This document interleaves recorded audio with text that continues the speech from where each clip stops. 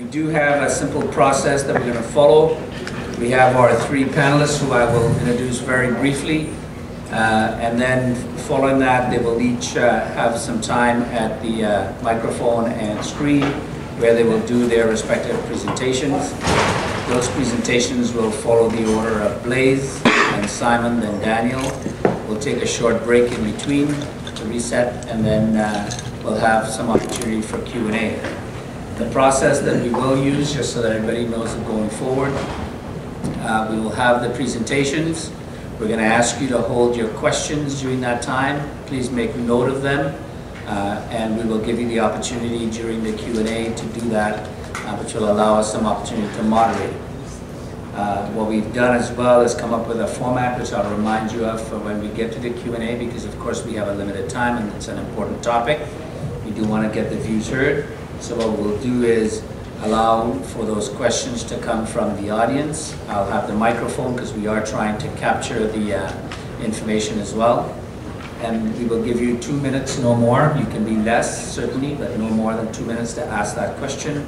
We'll allow 3 minutes for response and a 2 minute for rebuttal if needed.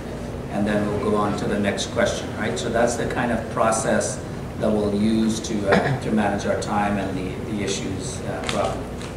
With that, as I said, I just have a couple of very brief introductory comments on each of our three panelists, and certainly we want to thank them for joining us. I will introduce them in the order in which they will make their presentations. We first have Blaise Boudoir, who is a graduate of physiotherapy from Laval University and is currently a consultant to the Canadian National Track and Field Organization. So we'll welcome Blaise with us.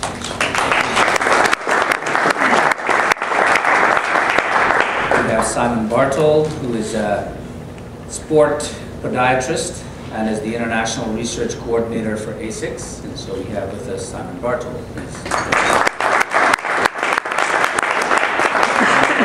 I know some of you know he's a graduate of UBC in physiotherapy. He certainly served our armed forces for over 23 years, and he currently is the coordinator, I understand, if I have that correctly, of the CF Athletic Training Program as well. So join me in welcoming Daniel. Blaise to get us started with his presentation, and then, as I say, that'll be followed by one from Simon, and then followed by one from Daniel. Blaise. Hi everybody, do you understand? And do you hear? Yeah? Very happy to be here in this conference about running shoes. That's me when I speak French, and that's me when I speak English. So, just to explain a little bit my relationship with shoes. I am born in Switzerland in 1973 barefoot. And my mother was very, very careful with my foot health. So I have a nice pair of shoes with a heel, and she buy orthotics and everything. In 1980, I started to run, and I run since this time for fun. I went at Laval University in 95, and I graduated in 98 in physiotherapy. And I started to treat. The first year, most of my client was runner. After that, in 2001, I started to work with the national team. I traveled with them. I did 7 World Championships. And in 2002, I started to question myself about the shoes. Why we want to protect the foot like that, and why we don't protect the knee. So I start to think about that, to look the literature, and I start to think a little more about my physio concept. I met in 2004 a girl, and she was running with the Cumulus, so it was hard at the beginning, and now she runs in racing flats, and it's a lot better, our relation.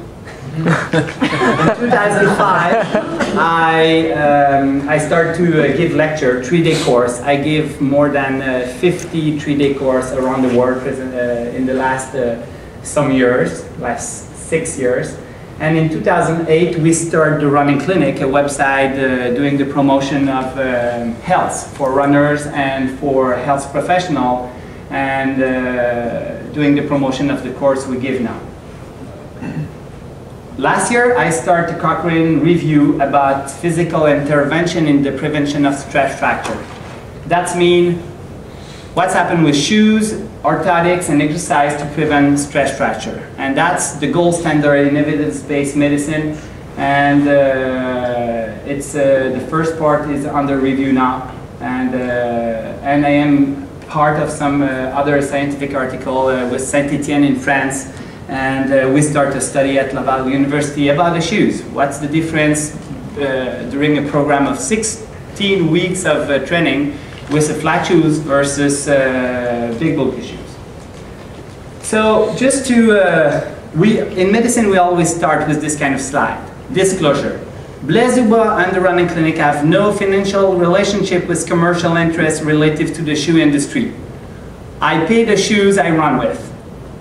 And I pay my flight ticket. I receive no money to give you this conference here. And I have nothing to sell you.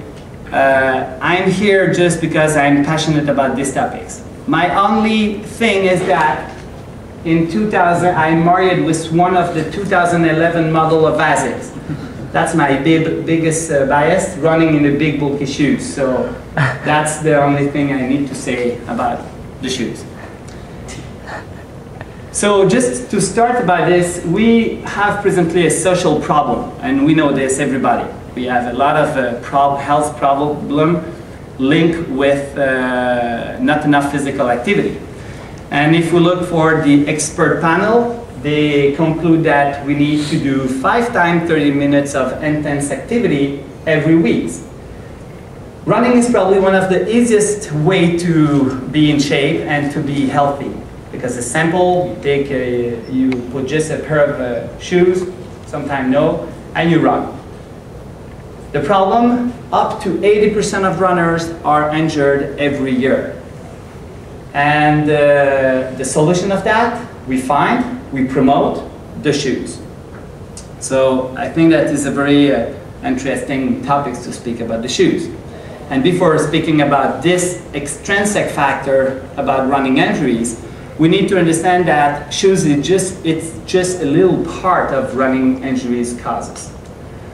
80% of the cause of injuries, it's linked with too much stress too soon.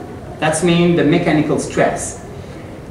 And it's pretty clear for everybody that the body will adapt as long as the applied stress is not greater than its capacity to adapt.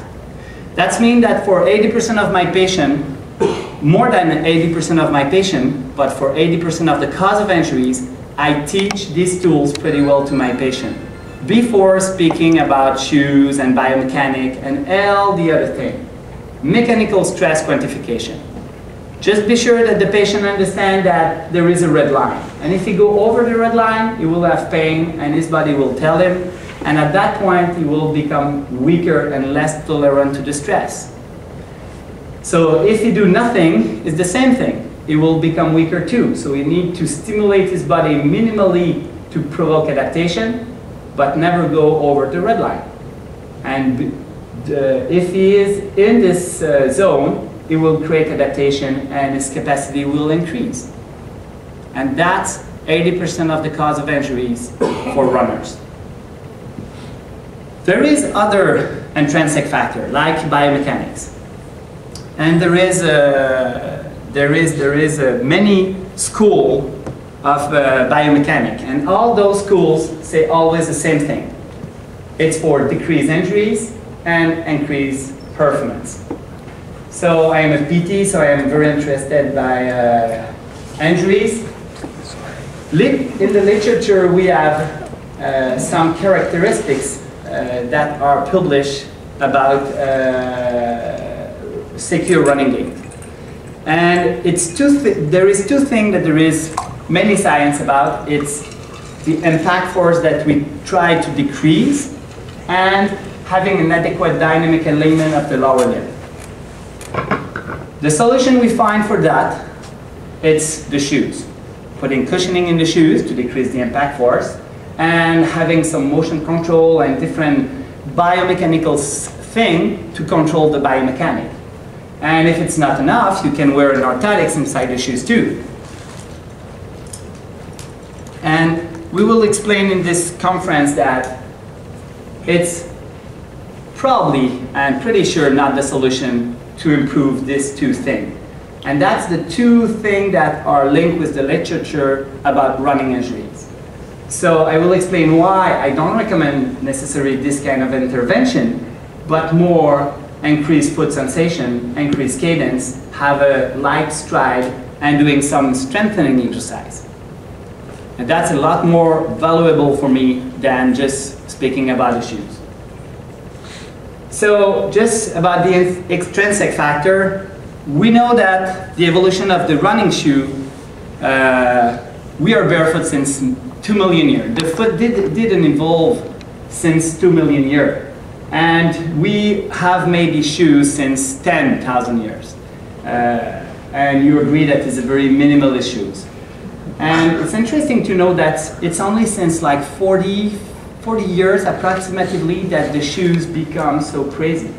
And when I say so crazy, I speak about the big bulky shoes, about all the things we put on the shoes to control biomechanics, to absorb the shock, to etc. So that's open a scientific question. How does our modern running shoe, with its specification for support, stability, and cushioning, prevent really injuries? Because all the evolution of the shoes during the last 40 years was for that. It was not to perform, it was not to be more comfortable, it was really to prevent injuries. So it's a really good question that we will answer, and we will see what the literature tells us. And there is other question that I find very interesting, that I won't answer in this conference, but has nature gotten it completely wrong? Have we been wholly misconceived? Very interesting question. So the conference, it's about science. I just finished a systematic review about shoes. I have like 300 titles about shoes, and I will speak about science. But the reality, it's not just science, and I understand that.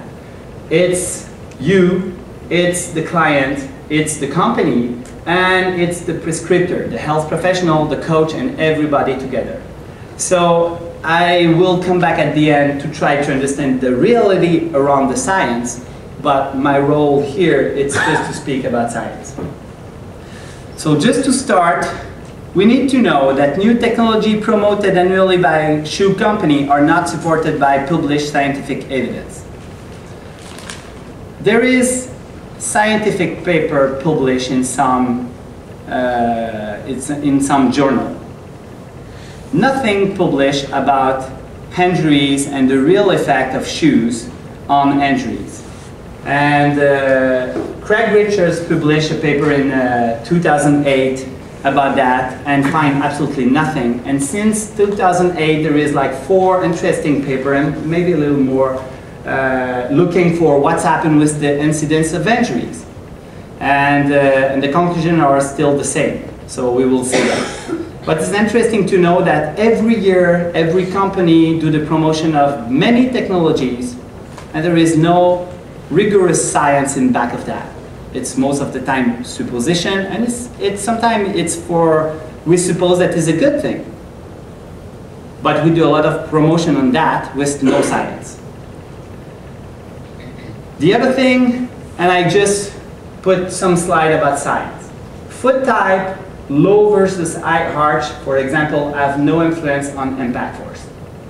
Foot type have no influence on the incidence of injuries. That's another thing that we can debate, and I go everywhere around the world to speak about that.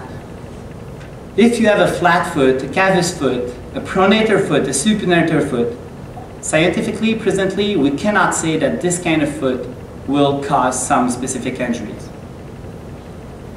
And we have just interesting person.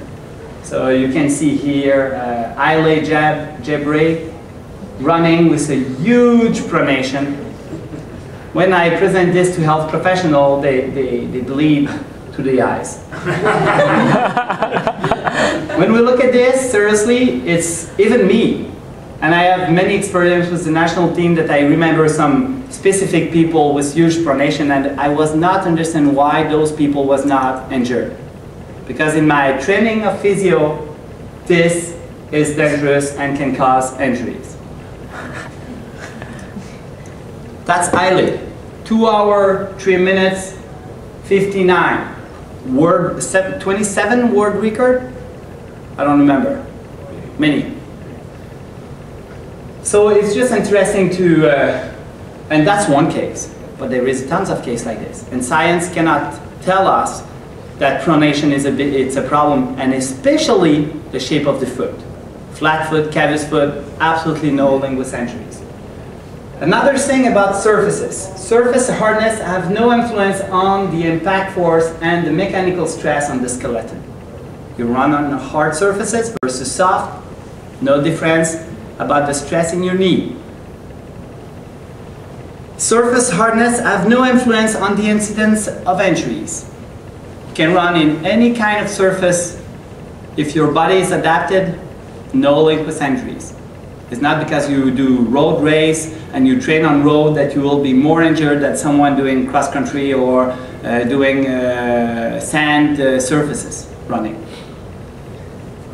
So what I say sometimes, it's the best is like barefoot on natural surfaces, and some people find a way to do this.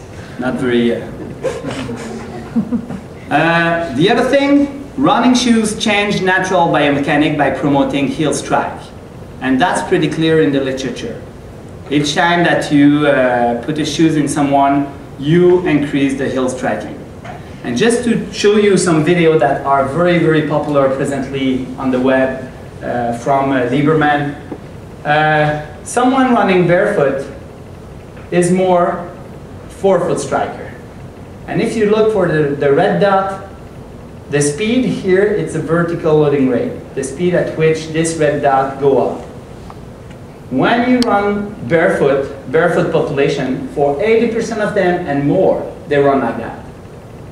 If you take a shod population, they run differently. The heel strike more. So you can see the speed at which the red dot go up and the heel strike. 80% of the population of shod runner and more run like that. Pete Larson published some weeks ago another paper showing that at the end of the marathon is like 93% of people heel striking with shoes.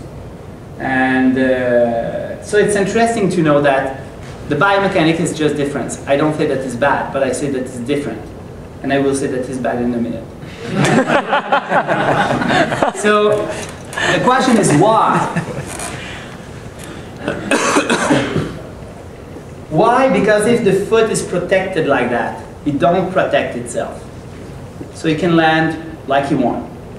It don't need to protect itself because of protection.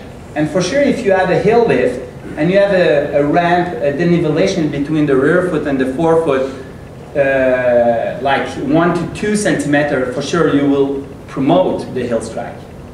And for sure, there is many other things that change this. The speed, if you have an injuries, if you are fatigued, if you go downhill versus uphill, for sure it changes the biomechanics. But in general, the shoes is the cause of the heel striking for most of people. It's interesting to know that even for kids, there is a systematic review published on these topics. Kids with big bulky shoes, because kids have big bulky shoes too, heel strike too. Even at 3, 4, 5, 6 years old. And Larson did an unpublished interesting thing. He did a movie with a road race with kids, and everybody, all the kids was heel striking in shoes. The other thing, even high-level athletes heel strike. There is a study of Hasegawa, half marathon, Sapporo, and it was a very fast runner, 101 to 110. 248 guys that they can look at that. They put the camera at the 15K and they look for the position of the foot at the landing. 75% of high-level athletes was heel striking. And the interesting thing is that at the front of the pack it was more like 60 compared to 80 at the back of the pack. Even the very fast guy. And we need to know that all those guys was wearing shoes. But it was flat shoes. But still, most of them was the nivellation of maybe 6 to 12 millimeter of difference between the rear foot and the forefoot. One of the things about that is that when we look for heel strike, there is many different of heel strike. And that's the kind of heel strike that the beginner and with big bulky shoes and the recreational runner run with. That's a kind of heel strike that the athletes run with. A sensitive heel strike, proprioceptive heel strike. That means you hit the ground, but quickly you are on the midfoot. And for me, it's not a big deal. I have a problem with this kind of thing, and I will explain why. Because that's increased the impact force, that's increased the braking phase, the stress on the skeleton, but that kind of rear foot striking is not a big deal. And when we focus so much now in biomechanics about the foot that we forget all the other things. When we look at the impact moderating behavior, the capacity for the body to absorb the shock, there is many other things, like the position of the knee. The knee needs to be bent to absorb the shock.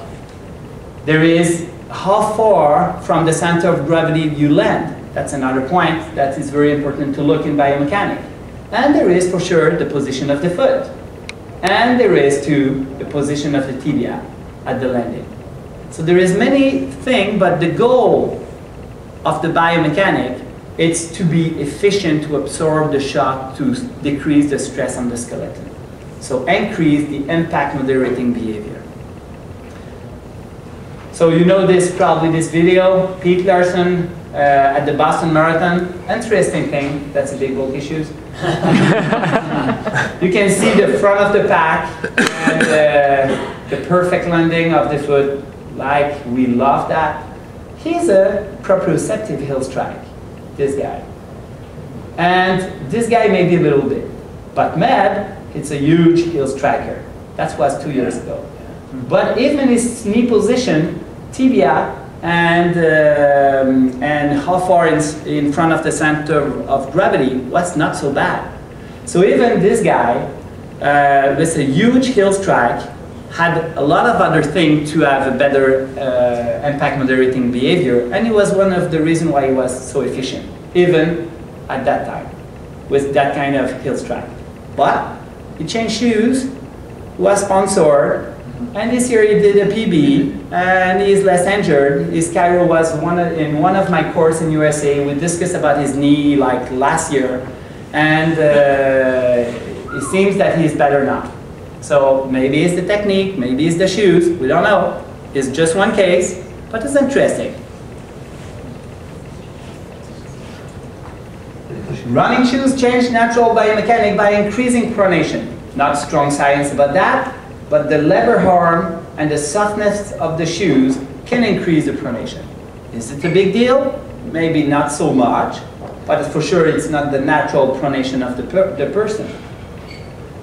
Antipronator shoes technology do not control lower limb biomechanics, and we think that probably control the foot pronation. And I am very skeptical about that. I think that motion control and technology in shoes change the extra pronation caused by the shoes. But the foot inside the shoes do the same thing that outside the shoes. If you want to really decrease the pronation of the pronation of the person, you need to have an orthotics, rigid, and to support the arch. But you can have an antipronator system like a dual density or stuff like that, and you just decrease the extra pronation caused by the shoes. Running shoes change natural biomechanics by decreasing cadence. It's interesting to know that when you look for high-level athletes since 1500 meters to marathon, all high-level athletes are between 170 to 190. And even some population, recreational population running like a 5K, most of people are around the 180 when they want to perform. When they jog, the cadence is a lot slower. And we looked the literature about that, and we observed that depends of the year of publication, at the jogging pace, the cadence seems to decrease during the time. It's just interesting, okay? There is one study looking for the cadence in a barefoot population. 182. We look for more than many hundreds of patients in our clinic. We write the cadence for every patient, and we observe that the average in our clinic at Quebec City was between 150 and 155. So it's interesting to know too that if you put the shoes in a barefoot population, you decrease the cadence by 10. If you take off the shoes in a shod population, you increase the cadence by 10, average. Some people, 20. But the average, 10 to 12. And we do this with hundreds of patients at the clinic. When I speak about cadence, is another hot topic. Imagine that you have two persons running at 140 steps per minute and the other one at 180. The guys, if they go at the same speed, the length of the step will be shorter at 180, but it will do 40 more steps. And what we look for, after 1 minute, we can see that the 140 guys have longer time of contact with the ground. He have more muscle work. He have more impact force. And he have more vertical displacement. And there is science about all these things. If you increase the cadence, you decrease the contact time, you decrease the muscular work, you decrease the impact force, and you decrease the vertical displacement. So cadence seems to be another way to correct a little bit the biomechanic to decrease. That's linked with pathologies. The other one are linked with efficiency. The other hot topic that we speak a lot about now, it's the vertical loading rate, the speed at which the impact is applied on the skeleton. And it's controversial. But it's very interesting because there is a systematic review of Zatpor published this year showing that there is a link between this impact force and some stress fracture. And there is an unpublished study from Davis in 2010, a prospective study, and they linked the impact force, the vertical loading rate, with all general pathologies. So, because this, we take care of this kind of, these things especially. So I showed you that 80% of barefoot runner was running on the forefoot and the vertical loading rate was softer. 80% of the people with shoes had a bigger vertical loading rate, faster. And there is some case where the guy is barefoot, land on the hill, and look what's happened with the vertical loading rate, bang. That's potentially dangerous. But that doesn't exist. Barefoot population don't run like this. We have just that in labs. That means you have a 20-meter corridor, you run on that, you land on the force plate at 20 meters, and that's all. But when you run really barefoot, you cannot run like this. You can, if you want, run pretty well with very low impact force with big bulky shoes. If you land forefoot and you absorb the shock, or if you land midfoot but you have a good knee flexion, you can increase your impact moderating behavior and absorb the shock pretty well. The problem? That's 3% of the population of runner with shoes. So some people run like this. We can teach to run like this, but it's just few people run like this. When we look for the stress on the skeleton, running shoe cushioning increases the mechanical stress on the skeleton, except the foot. There is many studies about that topics. Or doesn't decrease it. I didn't find something to say, okay, at the hip, if you were cushioning in your shoes, you decrease the stress in your hip. And there is many studies about that with horse plate, accelerometer, high definition camera, intra-articular chip, extensiometer. That's all the device we have in lab to assess the impact force and the stress on the skeleton. The only thing is that there is some author showing that running shoes cushioning decrease the stress, but just on the foot. If you have a big bulky shoes, you decrease the stress on the foot. And that's sometimes a good idea. Sometimes. but maybe not always. Why would you like decrease the stress on the foot? Why you don't say to your patient to run with a brace like that to decrease the stress on the knee, and with a bell for the lower back to decrease the stress on the lower back? And you can protect all your body if you want. So that was the beginning of my questioning in 2002, why we want to protect the foot. And if we protect the foot, for sure, it will have some fragilization of the tissue.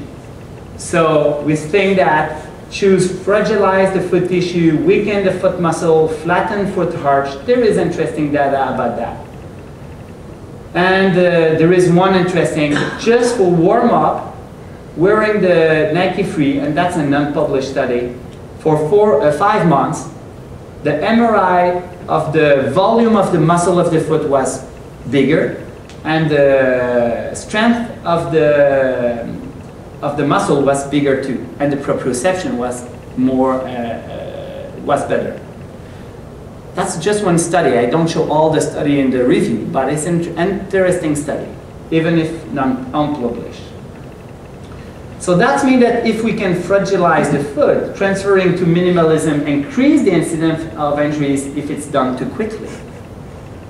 And there is no science about that. There is 2 case study published. There is an unpublished study that are in the process to be published. I don't know about Leon, but Dichari are in the process to publish one and showing that if the transition is well organized and you teach well your patient to do this, no problem.